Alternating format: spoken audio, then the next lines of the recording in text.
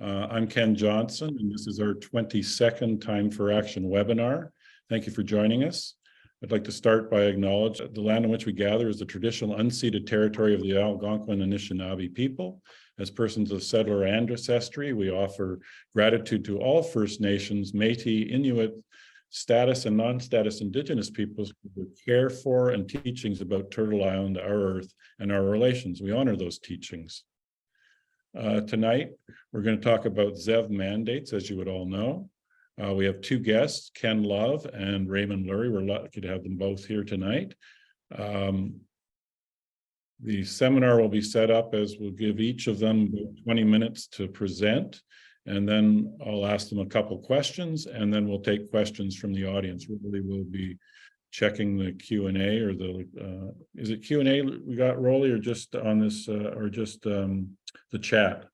Anyway, put your questions in the chat, and Rolly will choose from those to ask a couple questions.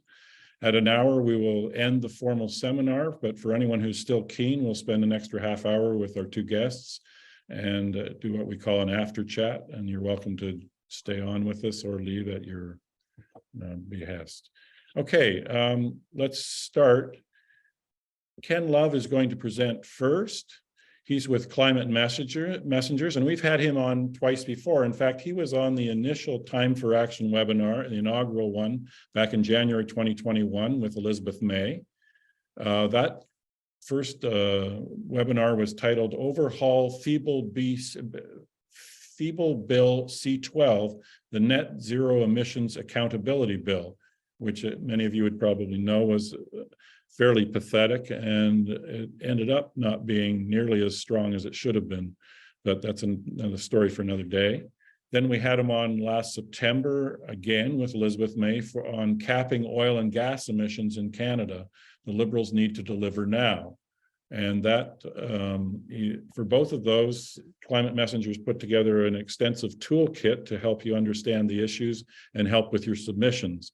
So here, once again, Climate Messengers, led, particularly Ken Love, have put together a toolkit for the ZEV mandate. So Ken, I'd like to turn it over to you. Looking forward to hearing what you have to say. Okay. First thing I'm going to do is say, you know, I'm put up some hate mail that we got for this. When Raleigh advertised it, we got this: zero emission vehicles do not exist. Okay, look, we're not saying this is the panacea for everything. We strongly believe that personal transportation is important. Got to reduce our emissions there. Much more from public transit as well. Walking, cycling, and even bike riding, or even electric bikes. But the fact is that this issue, the Draft ZEV Regs, is the issue that the government is addressing now until the 16th of March. And this is the time when we have the biggest impact on improving the Draft ZEV Regs. We're quite happy. I pick topics that I think are timely and can reduce emissions, and we tend to do that. But there's nothing saying that the Climate Messengers wouldn't go after active transport or bikes, or, you know, cutting down the cars in the cities. But this is what's hot right now until the 16th. Why is hot right now and why now is important? I've used this before. It's a video that I really suggest you all watch. And the 5 good reasons they have. The 5th one is the announcement of a policy change or a spending announcement or a budget commitment is really just the end of the beginning.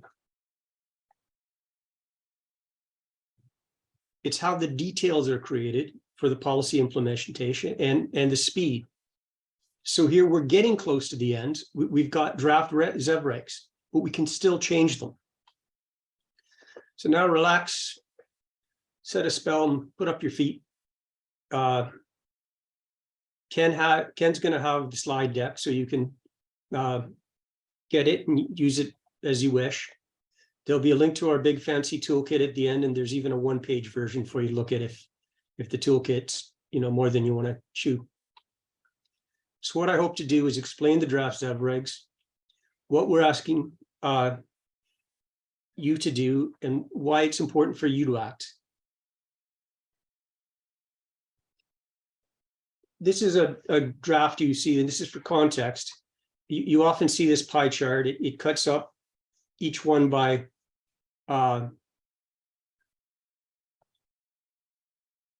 economic sector in Canada. You can see oil and gas is the biggest, and transportation is right behind it, 26 and 25%.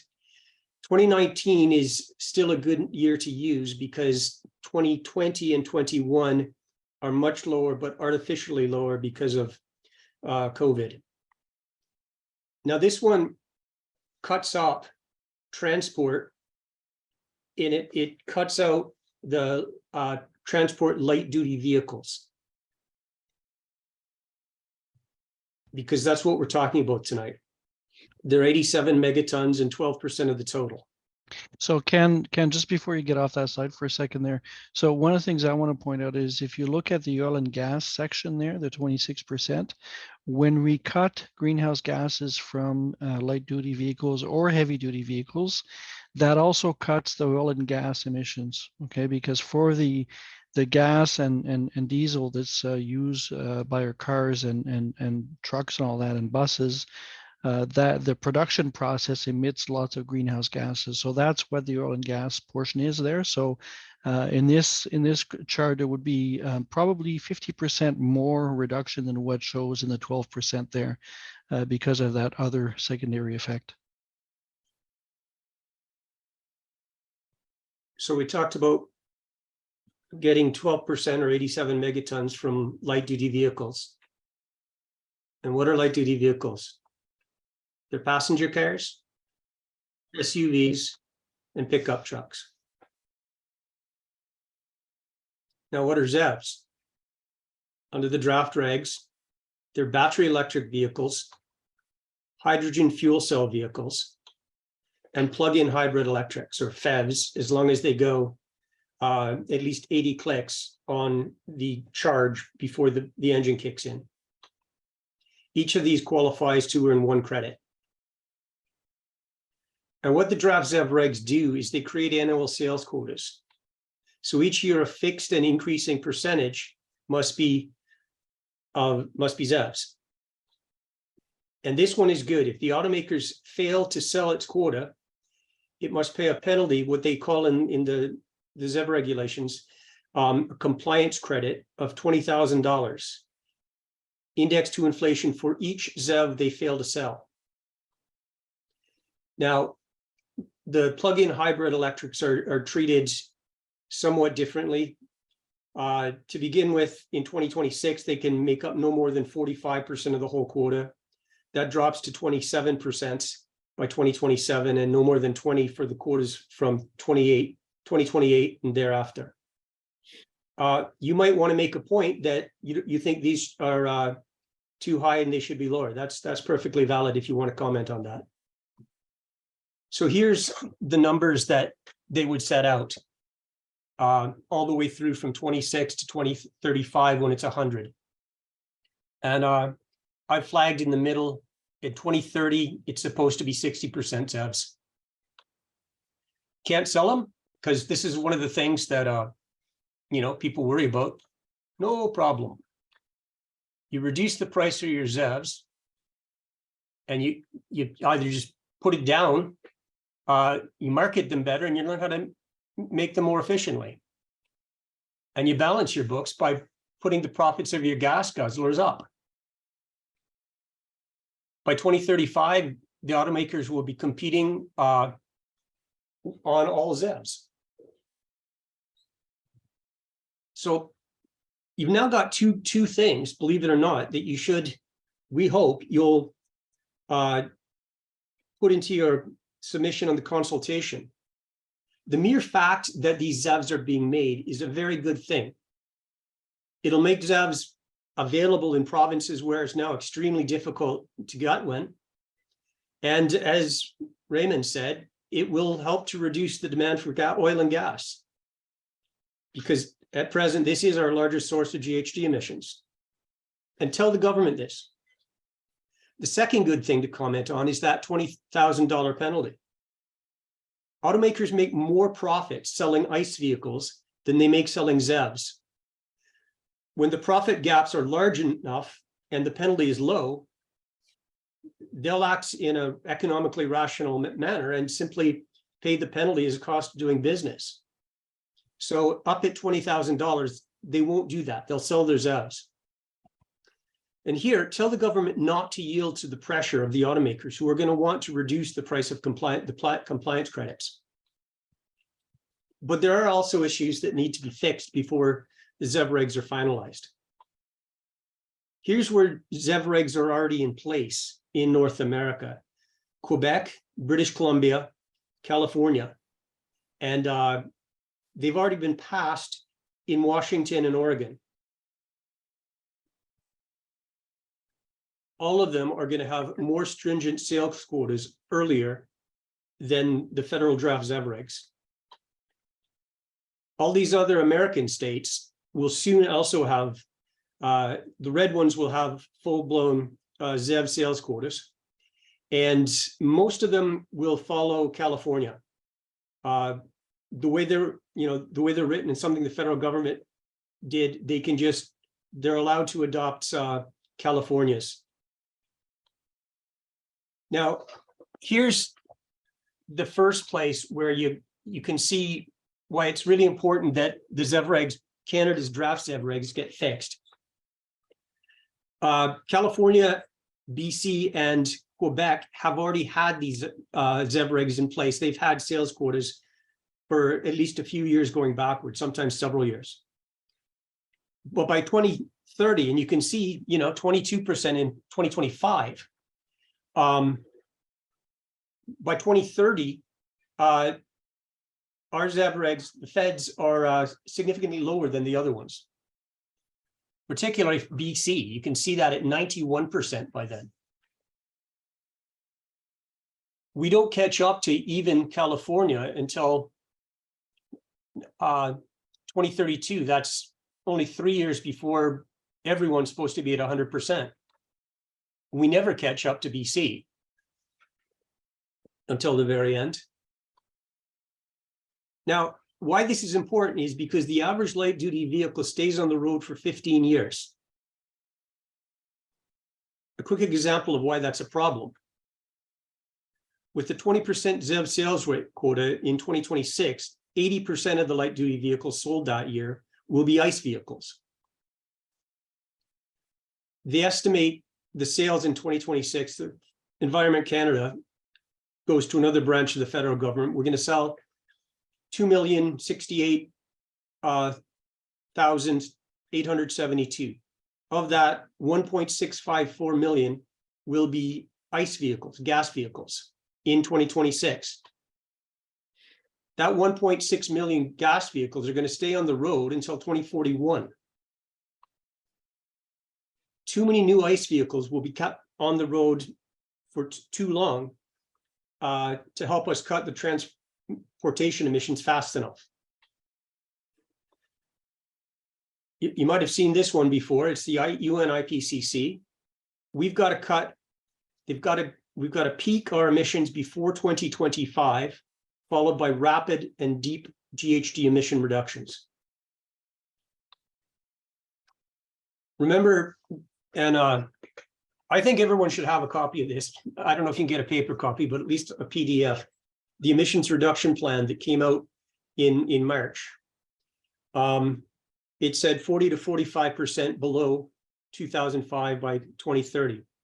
What that means is the government promised us and promised the United Nations to get down to 440 megatons. If you follow the Climate Institute, they're putting out, Canadian Climate Institute has a whole program, 440 is what they call it. But it means we got to reduce by 290 megatons by 2030.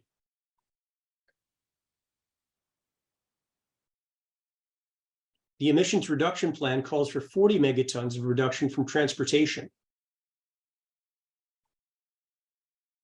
According to Environment Canada, what the ZEV regs will do will be a reduction of 2.8 megatons by 2030. As I said, remember this slide says we want 40 megatons. I got this because you can read what's called the RIAS, And in fact, when you put in your comments, you'll see the RIAs. But I emailed them and asked for the data behind it, and they sent this. Since they don't start until 2026, they'll do nothing toward the emissions peak that we need according to the UN by 2025. Under the Canadian Net Zero Emissions Accountability Act, which was C12, there's also an interim objective of 20% below by 2026. The email I got back from Environment Canada set out the chart, and these draft ZEV regulations will reduce 0.1 megatons in 2026. So you've got to tell the government that these quotas are too lenient and too slow. Tell them that the quotas should be the same as British Columbia. Those are the 3 years there. The second flaw, and I'll keep this one short, the compliance flexibility that ZEV regs currently give the automakers is too lenient. It says they can miss their sales quotas for 3 years, and then they can make up for it by selling more than their quotas, say in year 4, and take it back to year 1 without any penalty. Again, this means too many ZEVs on the road, or ICE vehicles on the road earlier. That should be ICE. And too few ZEVs on the road early, and too many gas guzzlers for too many years into the future. What we're asking you to do, go to that website. You can get there a few different ways, but that's a hyperlink to it right there. That's what it'll look like when you get there. You can see there just below where it says regulatory impact analysis statement, add a comment for the general comment section. There it is, 20,000 characters. Type it in right there. To be more sophisticated than that, you can scroll down and there's other boxes other than the general comments, and you can put your comments in there. Each of them gives you 20,000 characters. Once you've done, you save your draft, go to the bottom of the page, review your submission, review your comments, fill in the contact information. See that you can, near the middle there, middle of the top, you can comment as an individual. You can comment as an organization, including your grassroots organizations. I really hope Gas for Change and SCAN will put them in, as I hope 4Our Kids does too. And you can even comment anonymously if you want. You proceed from there to submit your comments. Now, why we're asking you to do this, because the automakers are doing an enormous amount of lobbying. They have for going back more than 2 years, and they're continuing. If they'd really like to kill the draft ZEV regs. They make a lot more money selling gas guzzlers, gas vehicles, than they do ICE or ZEVs. And it's quite clear that where there are ZEV regs, they comply with them, and they use other jurisdictions without ZEV regs as dumping grounds for their higher profit gas guzzlers. That's why you can you can buy a ZEV in British Columbia and Quebec, and they're scarce as hen's teeth in Ontario. The big toolkit has a fair bit of information about that. Again, why do you need to act?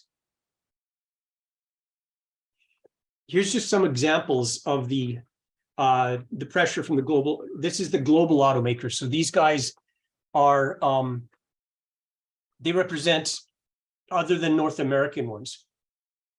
And the government adopts a holistic approach to the adoption of ZEVs through increased incentives, broad infrastructure build out, and robust public education. No ZEV regs. These guys, and the two guys, the last organization, I think they're represented by Dave Adams. Here it's Brian Kingston. They say they support Canada's target. They don't say they support the ZEV regs. However, you have to first address these other things. A reliable or ZEV charging, a reliable national energy grid, competitive purchase incentives, etc. So it's always do these other things first. Delay, delay, delay. And they've been writing articles in the paper about it too. This one goes back to April, but it's both of them. Brian Kingston. This one is both. Why zero emission vehicle mandates don't work. Well, they do. But Brian Kingston and David Adams both co-wrote that one. So here's the link to our big toolkit. You don't have to read all of it. Use the table of contents and click there to just look at the parts you want. And a gentleman from out west asked us for a one-pager. So made that too. And here's the link to it. That's it, I'm done. Great, Ken. Thank you very much. That was very informative, and also I really like the way you contextualized the need for it. Thank you. Okay, we're going to now turn to Raymond Leury. He's the president of the Electric Vehicle Council of Ottawa, EVCO. And since retirement from an EV strategy counseling career, Raymond has researched and advocated for adoption of electric vehicles of all sizes, cars, light trucks, heavy trucks, etc. Specifically, he was intimately involved in the plan for the electric buses in Ottawa, which is now being rolled out. Raymond, how many buses are they talking about for OC Transpo? Well, so the plan by 2027 is to buy 450. Excellent. So that'll be about half the fleet, and then the rest will be replaced after that. Great. Okay, Raymond, go ahead. Tell us what you got to say. Thanks, Ken. Thanks for having me. So I do duplicate some of the stuff that Ken went over, but I will go over it relatively fast. Okay, so here we want to talk about why the mandates make a difference for you. So I want to start by talking about EVCO, who we are. So I want you to understand that we don't. We're not representing industry or anything like that. We are representing owners groups and EV owners, and we're doing this for social reasons, not for money reasons. I want to talk a bit about EV experience, something we've been doing last year, we're doing again this year. Then we'll talk about the ZEV mandate, what it is, why it's needed.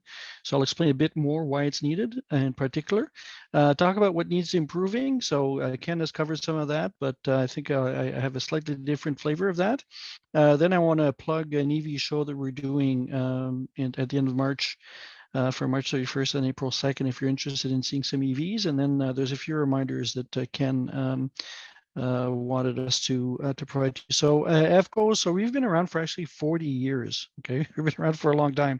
So we used to be a group of geeks that would geek out on converting gas cars to electric cars. Now, these days, that's not an economical thing to do unless you have a classic car that you want to keep and you want to convert. But for regular use, it's not economical anymore. So what we've done is Could I just say a word? Could I just say about a word for that? I used to go to those electric vehicle meetings for a couple of years before COVID, and just imagine that these guys are crazy enough that they were ripping the gas engine out of the car and putting in an electric one, and then trying to figure out where to put all the batteries.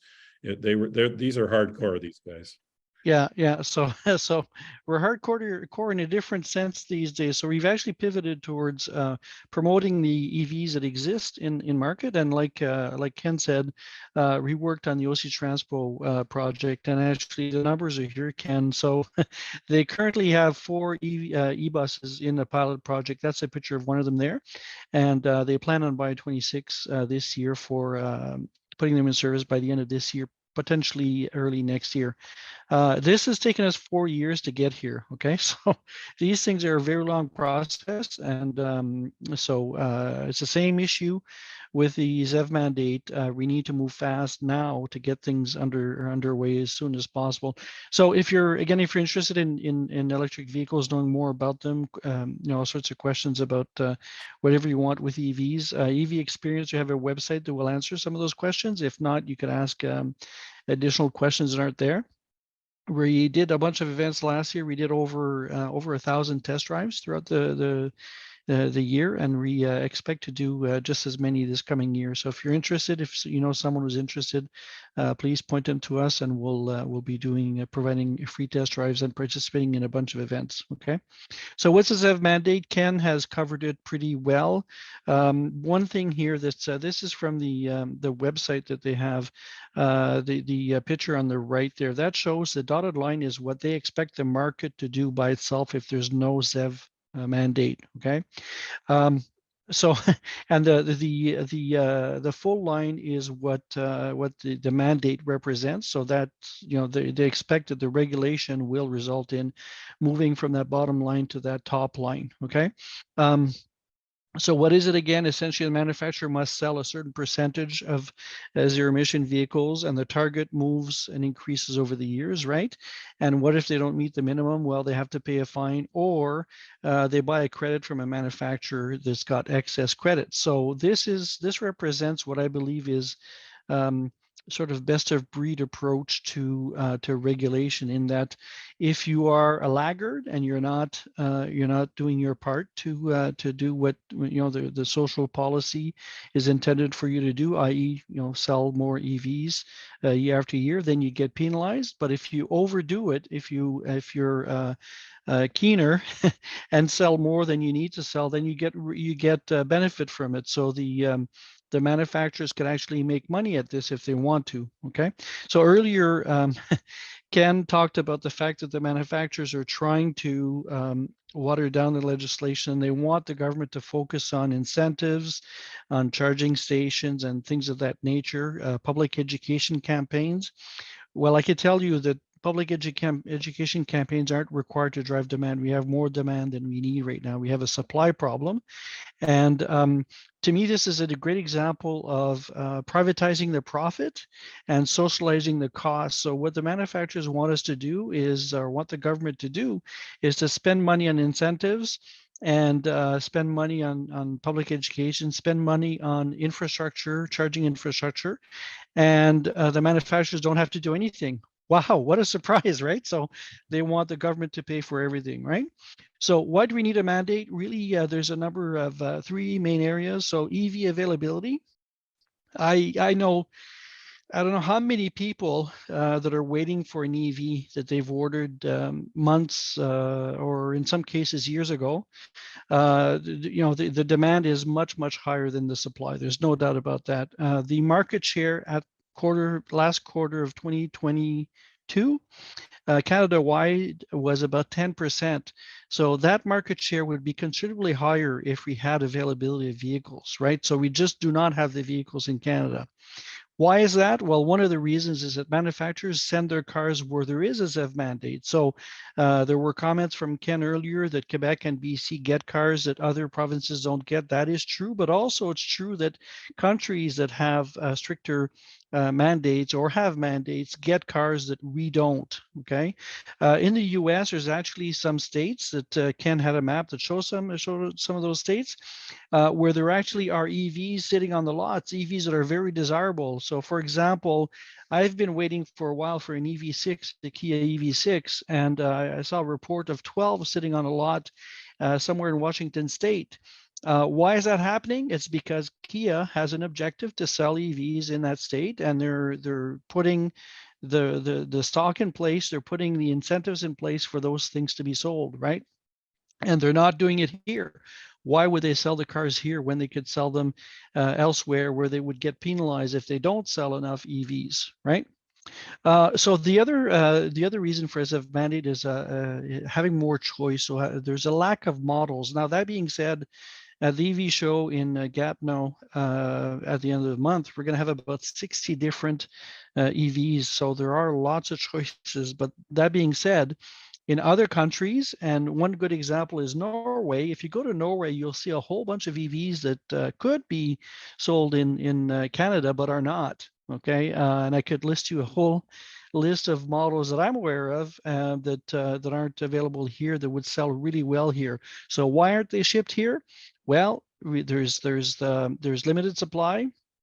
They ship them where they have some incentive to ship the vehicles, and they don't ship them where they don't have to, right? So there's some manufacturers, actually Hyundai, I believe, is the one in particular, that have stopped selling gas cars in Norway. Okay, Norway is going to ban the sale of gas and diesel cars in 2025, in 2 years. Okay, so Hyundai is one of the ones that has stopped selling gas and diesel cars in Norway, and the others will follow suit within the next couple of years because they have to, right? So there are many models, like I said, that are not sold in Canada that should be sold here because they'd be interesting for the market.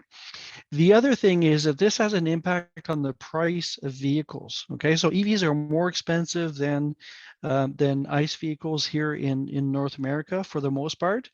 Part of that reason is because demand far outstrips supply, right? So when there's too much demand, not enough supply, you increase the prices, right?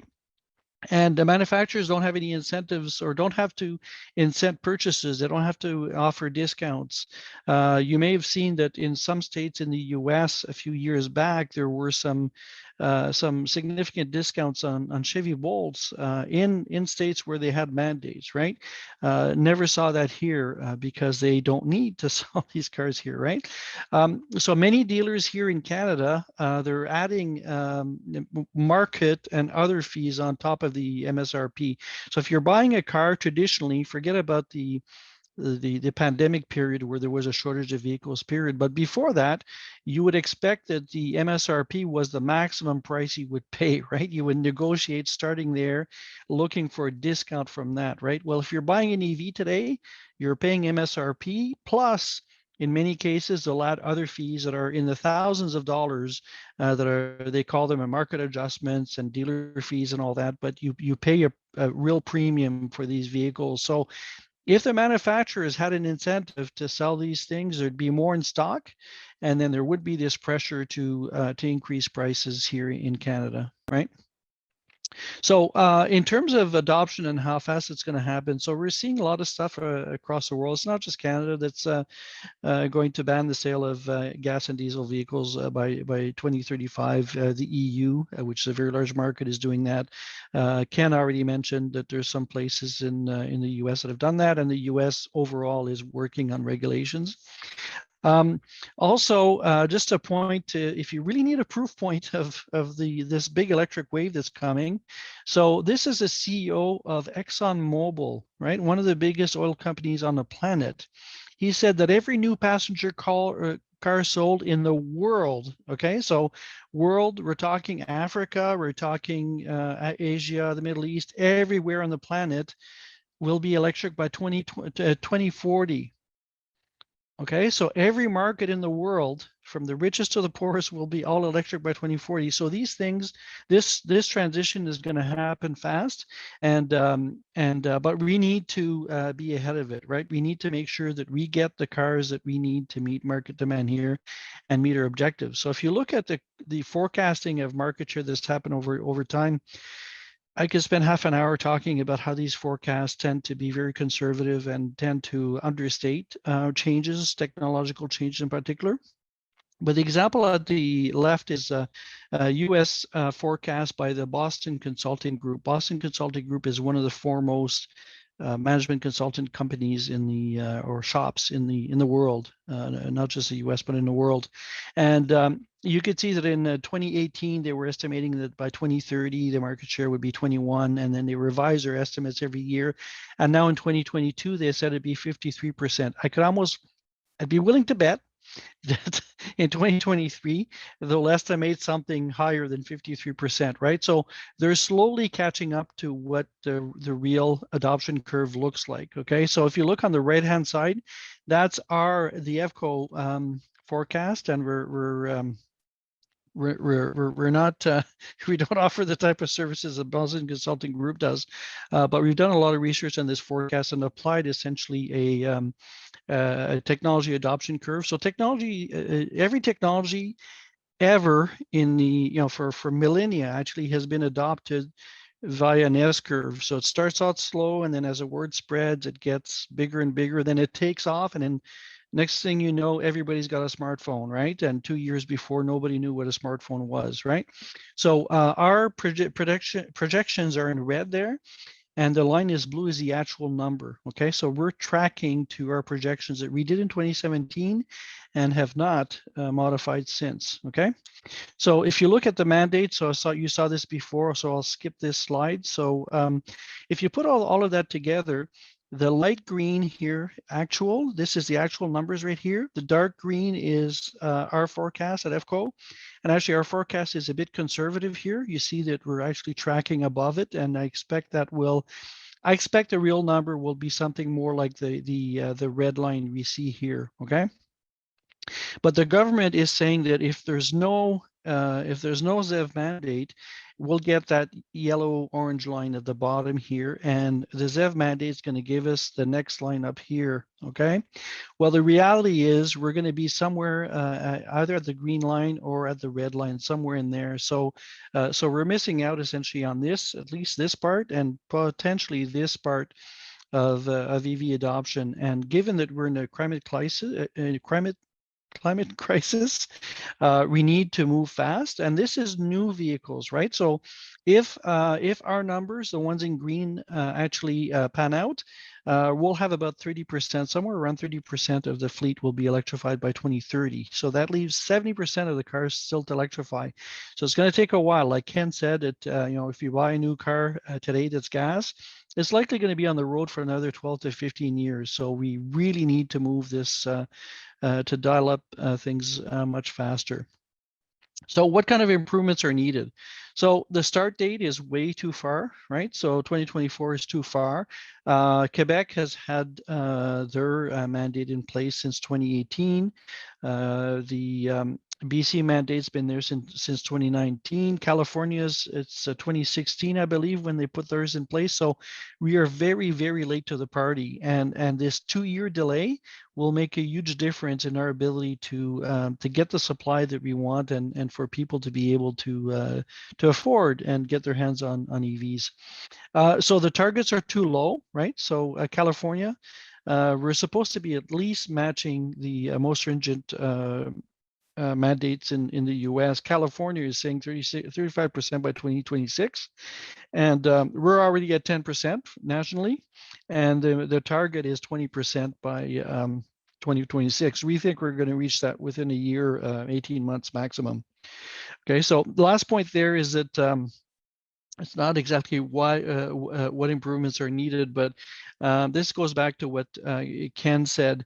The manufacturers actually have a fiduciary, I always have trouble pronouncing that word, duty, to push back on any kind of regulation that will concern their business, right? So if you're an automaker, you're not gonna say, oh yeah, great, I love this thing, let's go and do it, right? One exception here, obviously, is Tesla because they're 100% EV, so they stand to benefit from this. But if you look at everybody else, they're not going to want to embrace a new regulation that's going to constrain their business, and there's a risk that they may lose money because of this. So this will force them to make some tougher business decisions. So it's more red tape. It's their job to push back on that, right? So I think that the government should take it with a very, very large grain of salt and essentially ignore those comments, because those are, they're par for the course. I would not expect manufacturers to tell them anything different, right? So in closing, so the show that I was talking about, so this is something that we're doing in Gatineau at 499 La Brosse. That's the Branchot-Brière Center. It's a sports center. And like I said, we're going to have over 50 models there, that different models of EVs. So and there'll be free test drives. So you're welcome to come and see vehicles. Again, I don't know if I mentioned at the beginning. So our goal at EVCO is not to sell EVs or to get people to buy EVs. Our goal is to get people to replace a gas or diesel vehicle with an EV, because EVs are better. Yes, EVs have a environmental footprint, but they're better for the environment in many ways. So anyways, you're invited to come and see us at the show. Reminders that Ken and I discussed. So when you're looking at providing the feedback, it's important also to give credit where credit is due, right? So having a mandate of some sort is better than no mandate. The reason I say that is that if you have a manufacturer that's way behind the curve, at least this forces them to be in the game. Okay, so if I'll take Stellantis as the example. They're probably one of the biggest laggards right now in Canada. This forces them to take some of the models that they do have they do sell in Europe and bring them to Canada to meet those minimum numbers. Okay, the soft mandate doesn't give us as many vehicles and doesn't reduce prices as much as we want, but it does push manufacturers to bring product here and get in the game. 2035, it's a reasonable target to phase out ICE vehicles. We think it might happen sooner than that. We're thinking by 2030, almost all vehicles will be electric. The other thing is that the PHEV exception, it gives full credit only to PHEVs that have over 80 kilometers of range. That's fairly important because some of the other PHEVs that are out there, so the BMWs in particular, they were made as compliance cars for Europe, and they have very short EV ranges, and essentially they're meant to be purchased and not plugged in. But they do allow people to circumvent some of the emissions regulations in Europe. Okay, list of items that need improvement. So I talked about this a bit earlier. So targets need to be higher. The applicability must be much sooner. We're already at 10% and 20% in 2026 doesn't make sense. Should the PHEVs receive credit at all? I mean, the credits are being phased out over time, but you may want to make a comment on that. It's less ambitious in California, and the government had promised specifically, and it does say in the documentation on the website, it does say that the government is promising, and actually they've changed that to post 2025 to follow the most stringent regulation, but the proposed regulations don't even do that now. So the other comment is that we encourage you to provide feedback via the website mainly, but also if you want to send an email with more complete and more structured comments, you're more than welcome to do so. So that's it for me. Sorry if I went a bit over time. Not a problem, Raymond. Thank you so much, Raymond. Another excellent and very informative presentation. Thank you. I think I'm going to read, usually when I send out these Time4Action advertisements, usually one person will write back and say, "Are you guys crazy?" And I'd just like to read this one that I got this time and get quick feedback for a couple points from Ken and a couple points from Raymond. That's what I got. You are sadly misguided by all the woke, tree-hugging propaganda that is foisted upon us by big business and greedy politicians. Surely you can't believe electric vehicles are ready for prime time. California has brownouts. Electricity is largely generated by burning fossil fuel in most parts of the country. The electricity transmission infrastructure is insufficient to distribute the power that would be required to charge the number of vehicles on the road. There is limited capacity to produce batteries given the rare earth metals they require. Disposal of toxic heavy metal batteries parts is poor and polluting, and on and on. Ken, love, quick comments. You're muted, Ken. Yeah, and mute. I said you're a dirty guy for doing that. I was muted because I was trying to pull up the email. You sent that email to me a couple of days ago. Okay. I wrote up some brief replies, and I might well have looked up the details, but let me see if I can keep it up here for a second. California has brownouts. Yep, I heard that. Don't know the details. I don't know if they're finished in the past or not. I'd have to look up more before commenting. We don't have brownouts.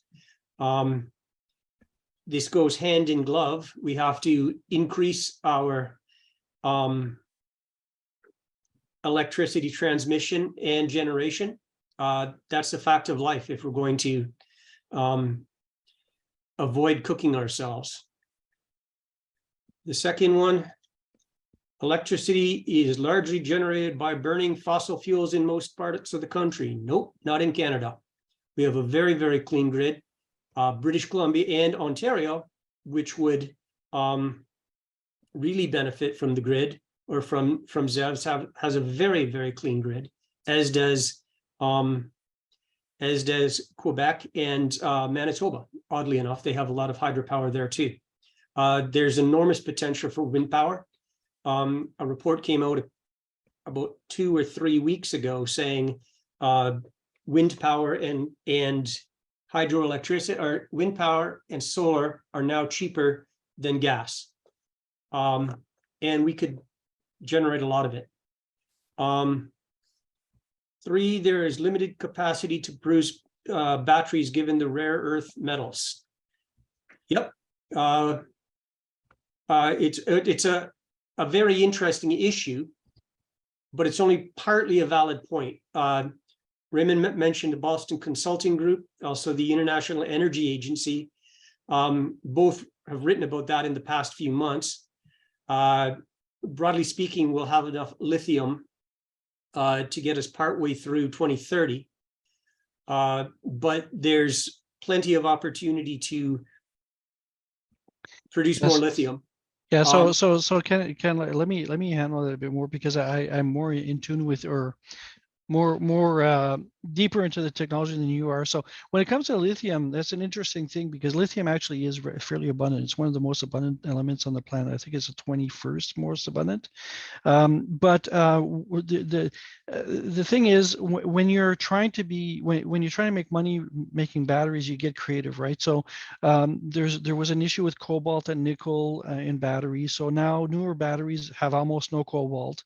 There was a lot of talk from the oil industry about people in the Congo, kids mining cobalt, which actually, if you look at the pictures, are actually kids mining gold elsewhere in Africa. But anyway, so the thing you have to remember is that there's a very, very well-funded group called the oil industry that is trying to slow down these movements towards green energy and towards electrification of everything. And the science tells us very clearly that we need to electrify as one of the major elements of reducing our greenhouse gases, right? So, we could talk about other things like rare earths. Batteries do not contain rare earth elements. That's another misconception. So I put a link to a YouTube video I did before that covers a lot of these. But just know that there's people trying very hard to get people to believe that EVs are the most evil thing, and you'll see even some people telling you that an EV produces more greenhouse gases than a conventional vehicle. That's patently false. You have Enbridge, who is advertising in Hamilton that they have a carbon negative bus. That is technically impossible. So the oil and gas industry knows, they see the future, and they see that their market is going to melt away. So they're doing a lot of things to try to slow down that and try to lock us in to consuming more of their product, like with compressed natural gas buses, right? The other thing I would add on the technology is that sodium ion batteries are a new possibility. Yes. They're being used, and they can go about 250 miles. Yeah, so sodium ion is that's an a very interesting point, because lithium remains expensive because of there aren't very many concentrated deposits, and it's expensive to extract it, right? Sodium is super abundant. The ocean is full of sodium, right? So it's much cheaper, much more abundant. And like you say, there are some newer batteries that are making their way into cars today. EVs today that use some sodium ion batteries. So, the technology is moving towards elements that are more common. I talked about nickel and cobalt earlier. The newer chemistries, actually, they use iron and phosphate instead. Why do they do that? Well, ethical issues with cobalt is a part of it, but also it turns out that cobalt is very expensive and nickel is very expensive. Iron and phosphate aren't, right? So, so the companies are, the researchers, since there's money to be made in developing and making batteries, they're putting a lot of money behind it to try to reduce the costs and get around the supply problems that we have with some of these elements, right? Raymond, I know that I saw recently that the largest battery manufacturer in the world, a company in China, has just started setting up or investing a huge amount of money for production of batteries that aren't lithium ion. And maybe you could comment on that. Is that the ones you're talking about? That's the one I'm talking about. So the sodium ion batteries that Ken was brought up there, that's CATL, CATL, a company from China. They're actually producing for to actually deliver in cars today sodium ion batteries, right? I mean, there are some issues. I mean, it's always there's pros and cons to every chemistry, right? But the reality is, though, because there's such a large market for batteries, there's a lot of people working on solving these challenges, and they're actually able to solve a lot of these challenges. So we're making rapid progress in that space, and we'll see more progress over the next number of years.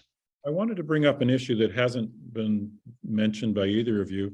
My good snowboarding buddy, electric car driving snowboarding buddy, who I was just talking snowboarding with yesterday and today, said that something else that's coming down the line that we need to think about is bi-directional charging.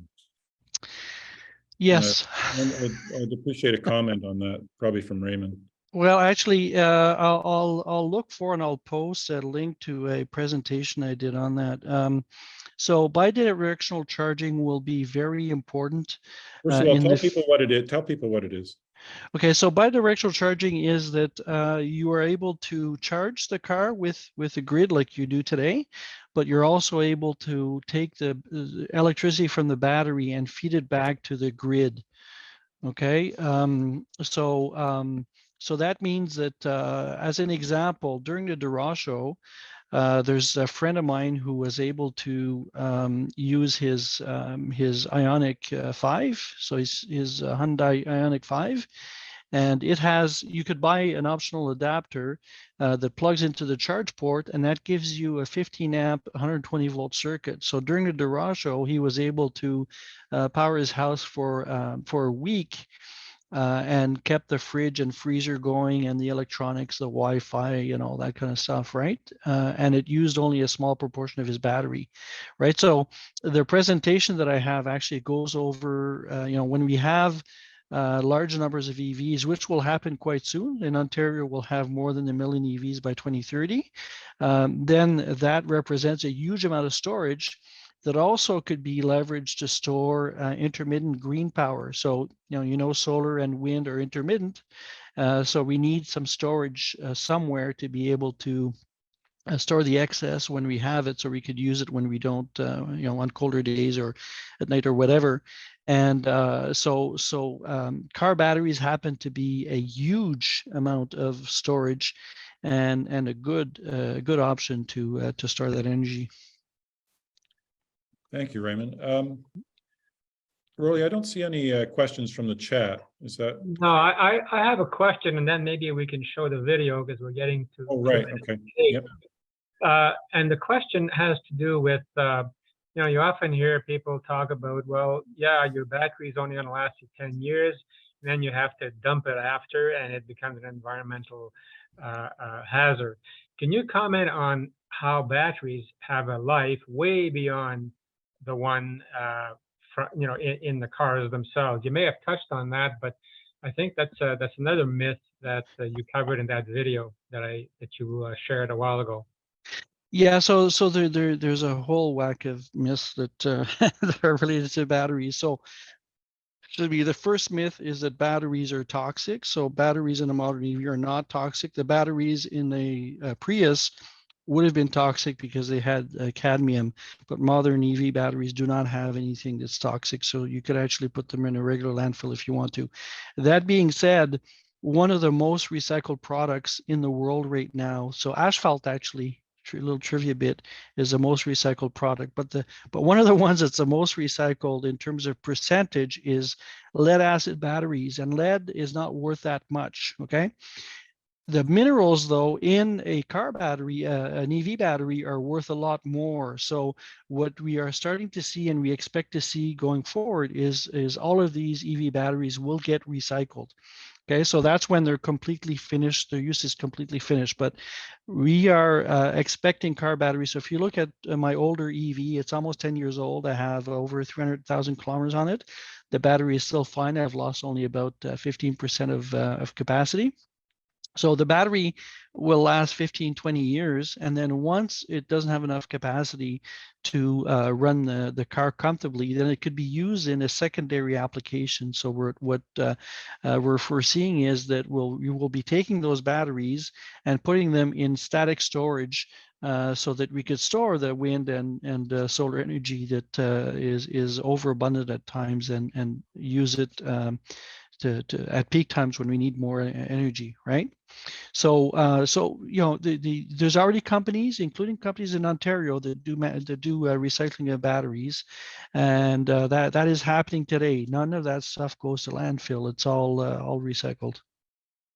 Okay, Rolly, I think we should, it's just about 9. I think we should roll that 2-minute excellent video from Climate Messenger, and Okay. then we'll close the formal session. All right. Yeah, this is a video that was produced by some of my colleagues at Climate Messengers, primarily from someone who lives out in Vancouver, Ben Sullivan, did a super job on it. And I haven't shared the link, but I'll share the link after I run the video. I would also say, though, that it was also written, I wrote part of it, but the one who wrote most of the script was Alex Neufeld from here in Ottawa. Yeah, Alex Neufeld is in Ottawa, and she's one of the 5 or 6 youth who have sued Doug Ford, and that is an ongoing in the courts right now. So yes, I'll share the screen and show this here.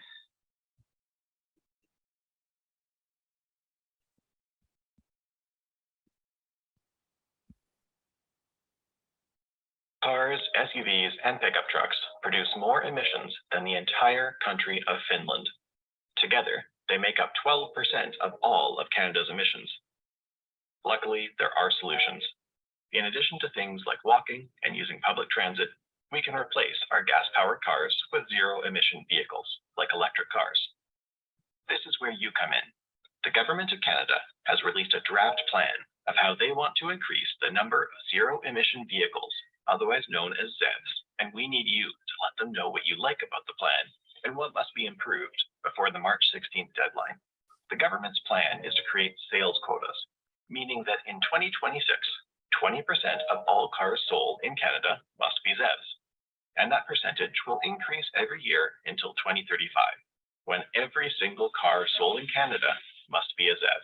If automakers don't sell enough ZEVs, they must pay $20,000 for every vehicle below the quota. To meet these quotas, automakers will need to do things like reduce the price of their ZEVs, advertise them effectively, and even increase the price of their gas-powered vehicles to subsidize the cost of their ZEVs. Unfortunately, it's more profitable for automakers to sell gas guzzlers, so they are campaigning hard to make these rules less stringent, or even to scrap them altogether. It's critical that Canadians push back. Tell the Canadian government that they strongly support these regulations and demand even greater commitments from automakers. In the draft plan, quotas lag behind targets set by Quebec, California, and British Columbia, which are already proving highly effective at increasing ZEV sales. In fact, automakers in these regions are exceeding ZEV sales quotas, proving they're capable of meeting the challenge when sufficiently motivated. According to the UN, we need to be reducing as many emissions as possible before 2030 to avoid the worst impacts of climate change. Less stringent sales quotas means we'll have more polluting gas guzzlers on our roads for a long time to come. Let the government know what you think by March 16th and learn more with our ZEV Policy Toolkit at climatemessengers.ca. Thanks for watching.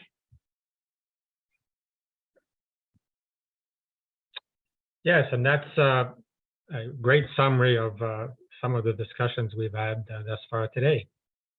Okay, I'll share the link for those who want to share it or view it again. We put it out on Twitter, and in Twitter, the link goes right to our website, and it's one click from there into the toolkit. And I would really emphasize that you folks have a look at the toolkit. If for no other reason, if you're looking for ideas about what to submit, we have sample answers at the back. We urge people not to simply cut and paste. If that's all you have time for, sure, it's better. It's certainly better than nothing. But if you can change your words a little bit and put them into your, your own thoughts into your own words, then the people who have to read these things, they have to actually deal with it. And that'll have more impact. And if you've in the toolkit, just a couple things about it, we have data on what Raymond was talking about, too few cars. We got some of just the outrageously small number of vehicles on different lots in provinces where you can't get them. Pick up any of that information. If you tried to buy a ZEV and you've had trouble, submit that. If you want more choice, tell them that. These are the kind of things that, individuals, it's very significant we say it. And it's, if nothing else, it's to counterbalance the really excessive influence of the automakers. That's my piece. Thanks. okay, thanks very much, Ken. And thanks very much, Raymond. I think the session was very informative. I'd like to thank everyone for joining us. Of course, you can leave now, or you can stay with us. We'll chat for another half hour. And I'd in particular like to thank, I think this is the first time on Time4Action that we've had a woman actually on her exercise bicycle for the first 20 minutes of the presentation. Very impressive. Thank you. I don't see her here now, but that was fun. Okay, thanks everyone. So if you want to leave, feel free to leave now politely, and we'll continue to chat in about 20 seconds.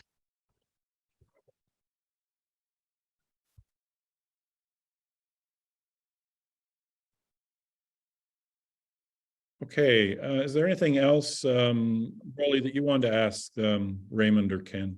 Well, I was going, Raymond covered that quite well. I was going to talk about Tony Seba, who is a Stanford professor, and he's also the creator of the website is Rethink X. Anyways, he's a real guru on technology disruptions, and I mean, he's come up with material just years ago about what would happen with EVs and how they are starting to, grow at an exponential rate. And I was happy that Raymond, you spent some time on that, and even your own projections at EVCO, even if it was done by, as you say, a bunch of geeks, you're actually competing with Tony Seba because you're saying the same thing. How I remember on that particular website, he was showing what attracted me. He was showing two photos of Times Square. One when it was taken in, I don't know, 1905 or whatever, and it was all horses, and you could sort of see it was an arrow pointing to one vehicle. And then 10 years later, it was all vehicles with a few horses only. So in 10 short years, we went from the horse and buggy to vehicles. And even now, it seems that once this picks up, it'll be the same way as the cell phone and the digital camera and so on. So I'm glad you covered that, but I don't know if there's anything more you wanted to add about that, Raymond. What does your EVCO crystal ball show in terms of, like, for Canada specifically, because Canada is pretty conservative when it comes to these things? Yeah, so well, some parts of Canada are more conservative than others for that, but yeah, Tony Seba actually is an inspiration for some of the stuff we've done, and the numbers that we are forecasting, right? And again, we're not professional forecasters, but then again, that gives us the liberty of being more forthright, in the sense that if you're a Boston Consulting Group, you don't want to be telling a Ford that, you know, market share will be 80% in 2025 and then get sued because you told them to do something that they did too fast, right? So there's other factors that come into play there. But bottom line, though, is what Tony Seba explains is what causes technology disruptions to occur.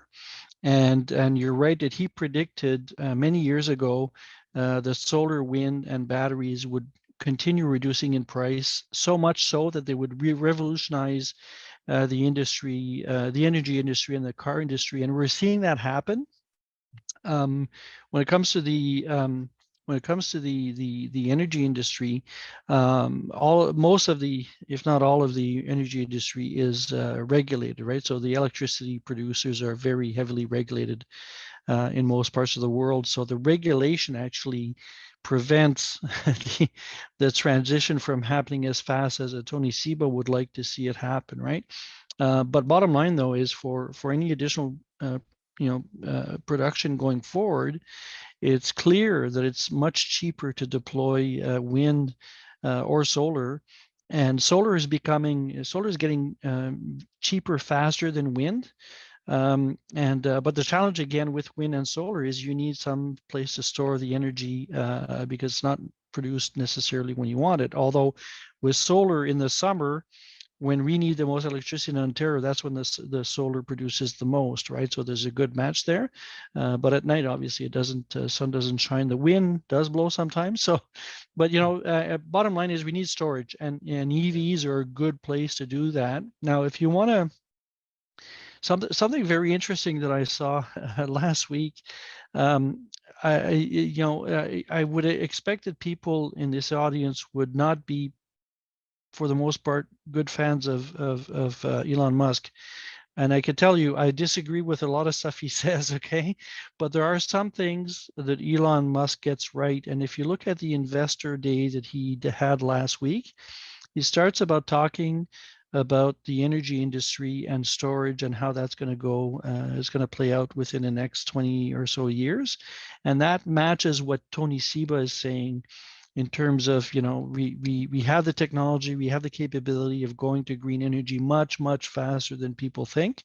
And it's actually going to cost us less than what we're doing right now. So we're going to see a major change there. And that's one of the things that makes me very hopeful that we'll be able to reduce emissions much faster than a lot of people think. And you see examples throughout the world. I mean, North Dakota, there's a utility in North Dakota that runs coal plants, and they want to shut them down early because they could replace the cost of buying the coal and running that plant is higher than deploying new wind and solar capacity, right? So they want to shut them down early, and actually the government is trying to slow it down because of the job loss at the coal plant, of all things, right? So things are moving very rapidly, and even during the Trump years, the U.S. shut down dozens, if not hundreds, of coal plants.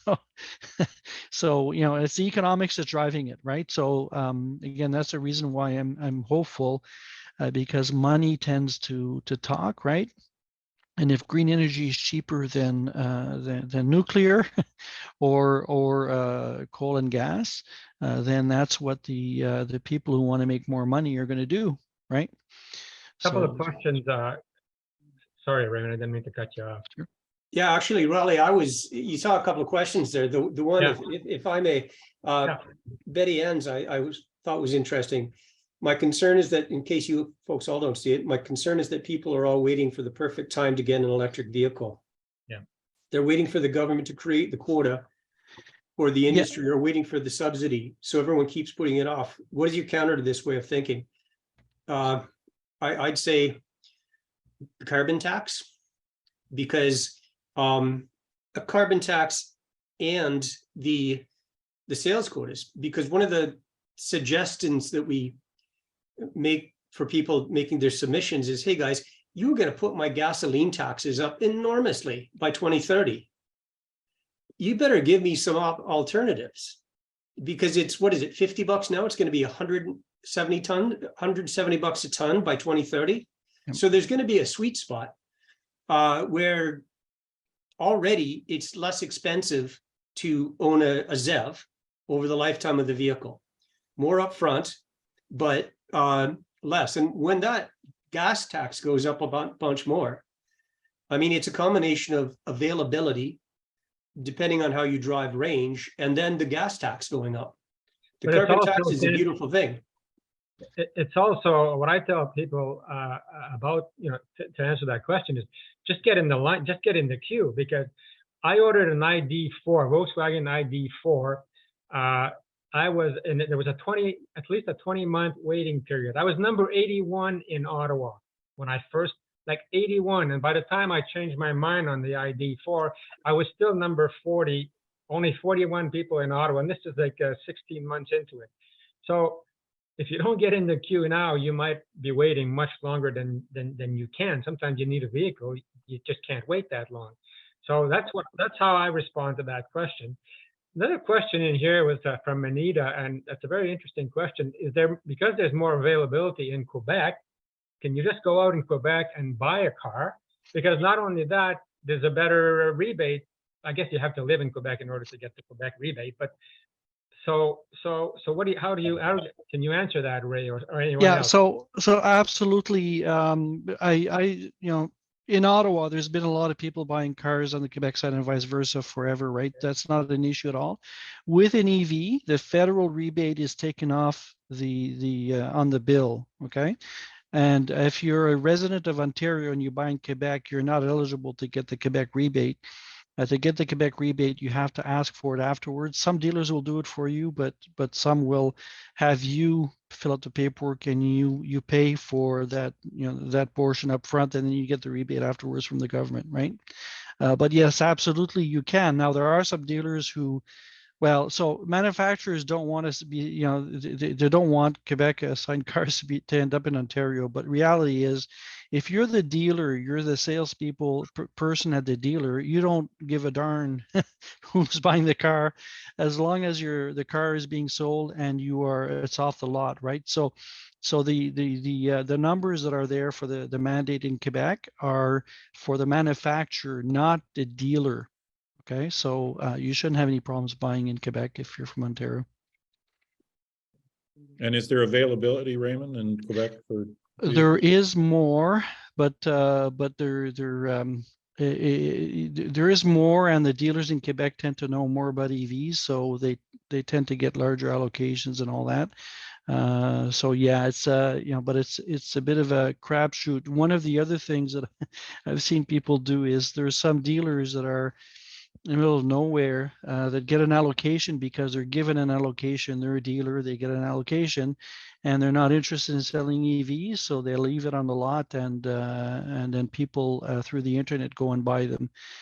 So sometimes if you scrounge around a bit, you could find some, but there are a lot of people scrounging around. That being said, the supply problems are easing somewhat. So in terms of numbers of EVs, we're seeing a bit better, smaller delays, but there's still, there aren't any. I think the only exception is the Nissan Leaf, where there are some instances of some of them on lots you could buy off the lot, but everything else is pretty well, you have to order and wait for.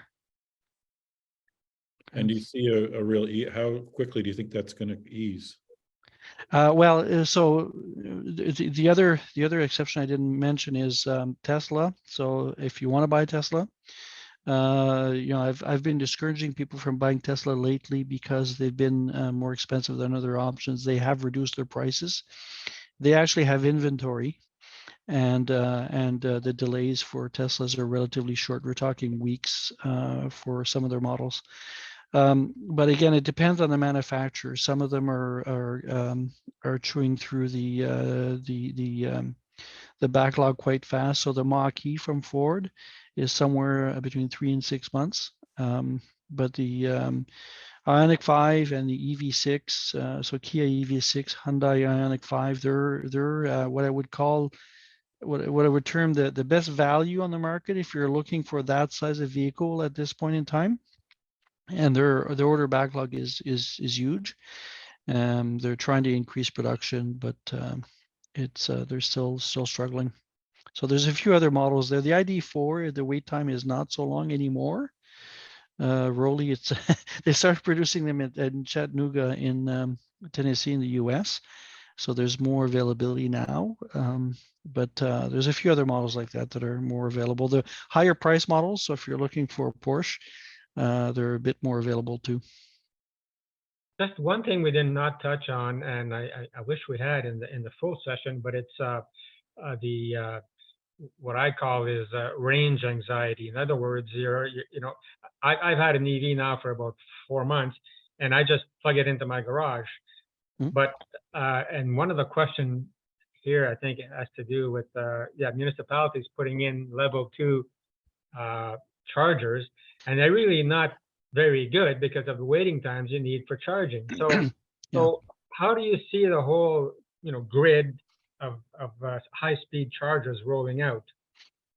Well, so the federal government's putting money into expanding the infrastructure, and just I'd say that a lot of the chargers that were put in place were not necessarily put in place in the right location for the right purpose.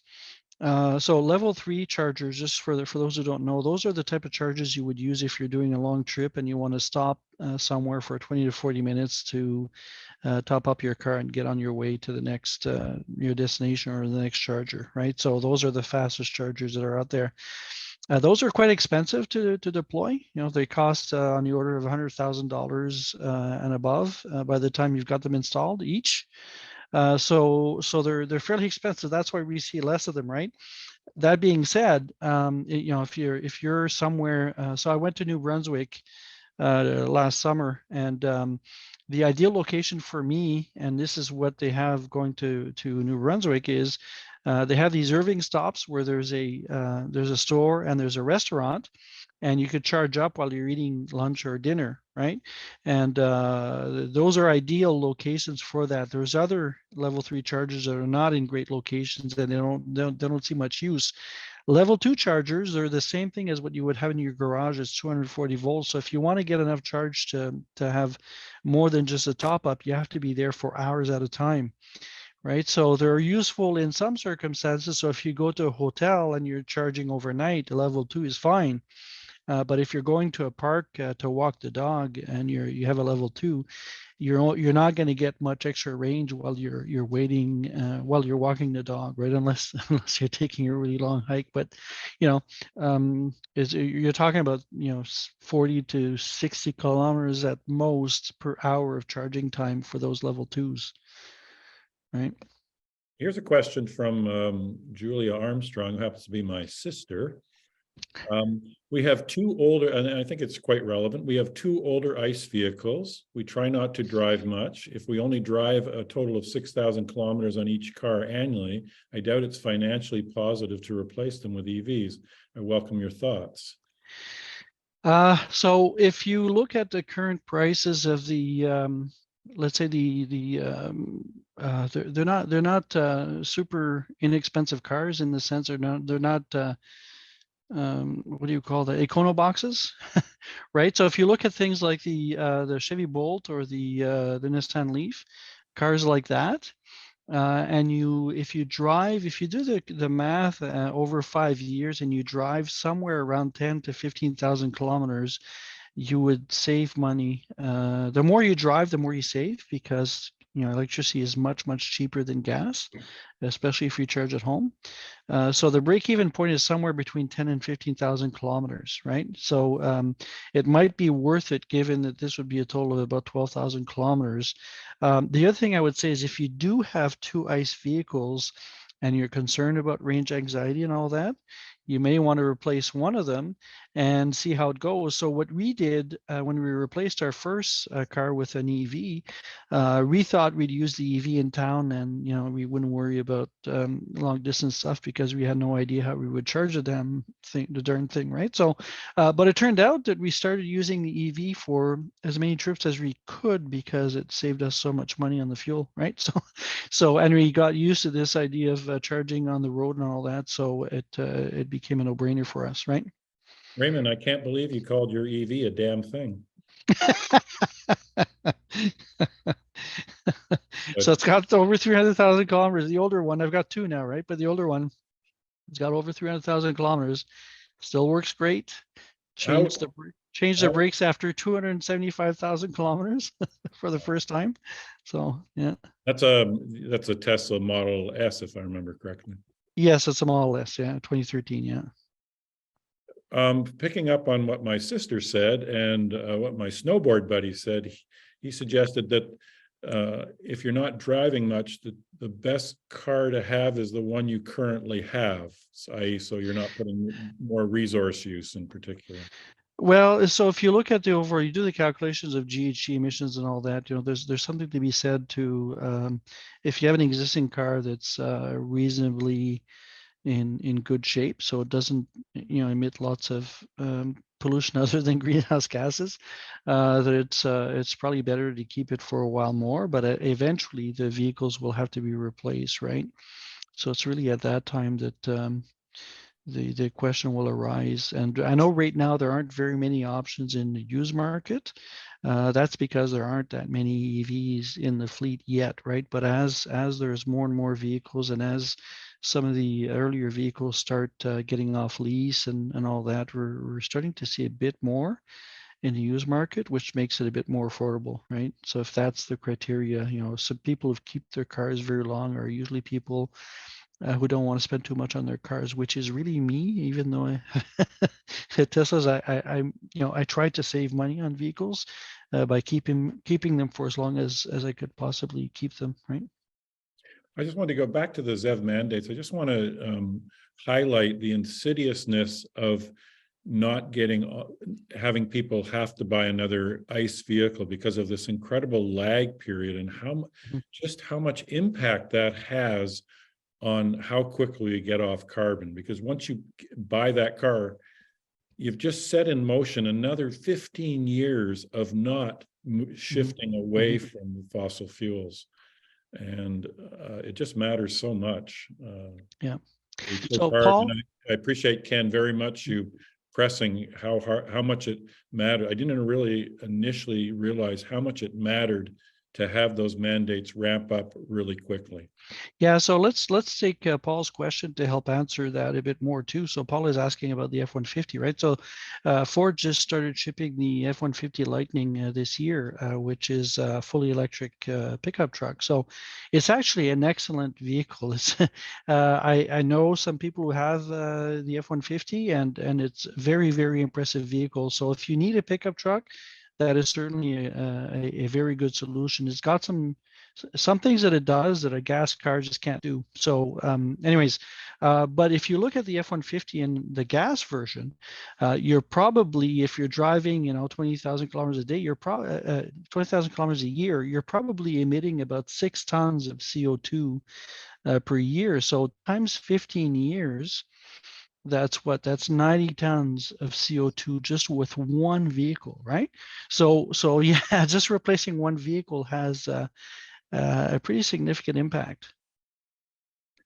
Another argument that's made against electric vehicles is and I think it's misrepresented, but I think it would be useful for either of you to talk about it a bit, is the energy cost of building the vehicle, and then they'll say, oh, it takes so long to pay it off, you're not really saving much in the end. And I just appreciate either of you. Okay, so there's reliable studies that have been done on that, and they show that it takes somewhere around 10,000 to maybe 20,000 kilometers to recoup the difference in GHG emissions for the typical vehicle, okay? That being said, we have to separate two different, so if we're talking about energy per se, It's different from GHG emissions, right? So if you look at some of the vehicles out there, so my Tesla Model S, for example, it's made mostly of aluminum. Okay, so if you're producing aluminum in Quebec with hydropower, you may be using a fair amount of energy, but it's all clean energy. You're not emitting GHG gases, right? So you know, from vehicle to vehicle, these factors will differ. So if you have a vehicle of the same size that's you know, a Mercedes or something, and it's mostly made out of steel, well, steel produces a lot of the production of steel generates lots of greenhouse gases. Right, lots of greenhouse gases because of how they produce steel. So you know, in some cases, it will actually take less GHGs to produce a vehicle. Whether it takes more energy or not is a different question, right? The other thing to consider is that there are some specific plants. So if you look at Volkswagen, and I'm unhappy with the Dieselgate thing, so I still have a bit of a grudge against them. But that being said, what they're doing with a plant where they're producing the ID3 and the ID4 in Europe, in Germany, the plant itself is actually carbon neutral. Okay, so it does use lots of energy, yes, but it's clean energy. So producing any product, any consumer product, will require some level of energy. What I'm more concerned about is whether it results in greenhouse gases or not, because from my perspective, the immediate crisis we have is GHGs. So we need to reduce the amount of GHGs, which is generally linked with the amount of energy, but not always, right? Okay, I hope that sort of Yeah, you a made question. some very important distinction there. Thank you, Raymond. We're at just about at 9:30. 8:30. 8:30. Sorry, Ken Love, would you like to make any final comment, or you're happy with where things are at? I would say two things. Raymond suggested one thing that I didn't, and that's the 2024 start date instead of the 2026. I spent probably a day, several hours over a few days, making an argument for that. I think the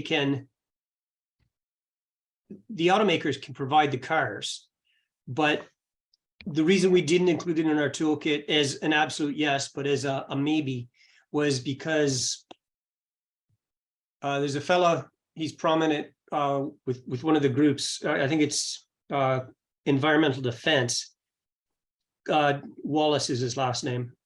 Can't remember his first name. He says that sometimes it takes them 2 or 3 years to tool up their plants for a new model. Now, by all means, if you want to push that one, go ahead. I would really like to. I might, but we just stay kind of neutral on it because of that. A couple of other folks suggested you can put in your submissions by email. Yep, you can. Please do it. In fact, the best thing is belt and suspenders, do it both ways. The beauty of putting it in, this would appeal to Ken Johnson. The beauty of if people put it in as using their online submission, you should be able to go back in a couple of months after it closes and see everyone's comments. And that's just kind of a rule when they do these online submissions about draft regulations. That's it. Thanks for listening to me. Okay, I did have actually, that triggers one last question for you, Ken. On our last webinar with you on the capping oil and gas emissions, I'd like you to just give the 30-second update on what's actually happened with that, because I think we haven't seen anything yet. The public consultation ended my 30. I pressed send at 9:30 or something on the evening of Friday, the 30th of September, 2022. Yeah, and went fishing down in Lake Placid for a few days. People continued. A few groups tried to go and see their MP about it. Sure, if you can. I think it's right now into the bailiwick of those who can get meetings with bureaucrats. Ideally, the political side of the PMO. I don't know if people can get in there at all, but the next thing it should happen, it should be the same kind of process as these draft ZEV regs. So late June, probably, they should put out draft regulations. We'll see what comes under SEPA or the GDPPA, and there should be another comment period. Again, like this one on the draft regs. The beauty of it, that's when we'll see the actual numbers. So it could be another big exciting thing, you know, after the end of June. So Ken, are you saying that we at Climate Messengers are going to be in for another toolkit? Possibly, it depends. This ZEV one is a lot easier. So that gas one was tough. Yeah, it was. Yeah. So that's why I really hope folks will put in their submissions on this one. Raymond, any last words of wisdom from you?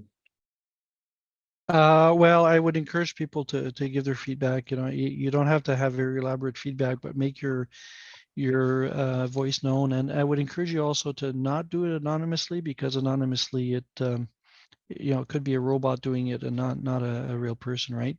The other thing, if you're interested in this kind of stuff, Ecology Ottawa, and if you're in Ottawa in particular, Ecology Ottawa is working on electrifying the school bus fleet. So I just had a question on that earlier, and you know, if you want to support them in that action, there's actually the Trati Foundation that's running a program across the country to try to do that in every province and every municipality across the country. So that's certainly a good thing that we support. Great. Okay, I see that 20 people are still with us, so lots of interest. Okay, thanks very much. I'd like to thank both of you, Ken Love, Raymond Leury. Thank you very much for your insights and all the work you do to help save the planet as we know it. And we'll leave it at that. Thank you for your support. Thanks a lot. Okay, bye for now, everyone. Bye.